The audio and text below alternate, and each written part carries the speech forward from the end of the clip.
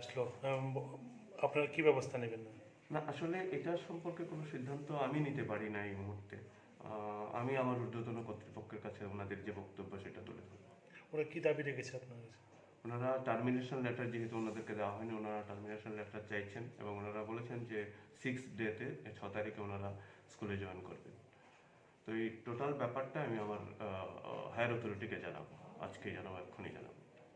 জনকে যারা supreme court থেকে নোটিশ করেছিল, এটা একটা অদ্ভুত সিচুয়েশন। এর মধ্যে 4জন, একটা রিট ছিল WBC 537/2012, এদের 4জন এখনো চাকরি করছে। তাদের ক্ষেত্রে নিয়মটা অন্যরকম হয়ে গেল, আমাদের ক্ষেত্রে সেটা হচ্ছে না। আমরা কিছুদিন আগে একটা হাইকোর্টে কেস করেছিলাম, হাইকোর্ট কিন্তু একটা নির্দেশ দিয়েছেন যে 41 জন, 4জন প্লাস আরও 37 জন এমন আছে যারা আমাদের বিরুদ্ধে কেস করেছিল পলিসিটা ইললিগ্যাল বলে, পরবর্তী সময়ে সেম পলিসিতে 2012 সালে চাকরি পেয়েছে, অথচ তারা চাকরি করছে। কি এক অদ্ভুত সিচুয়েশন। আমরা কেসটাকে জিতেছি এবং হাইকোর্ট সরকারকে বলেছে বিষয়গুলো দেখার জন্য, যদি এরা জাজমেন্টে থাকে এদেরকে যেন ডিসকন্টিনিউশন করা হয়। তাই আজকে 1 তারিখ, এরা যদি বেতন পায় তাহলে আমরা কিন্তু ডাইরেক্টরকে আবার নোটিশ করব হাইকোর্টের রায় না মানার জন্য।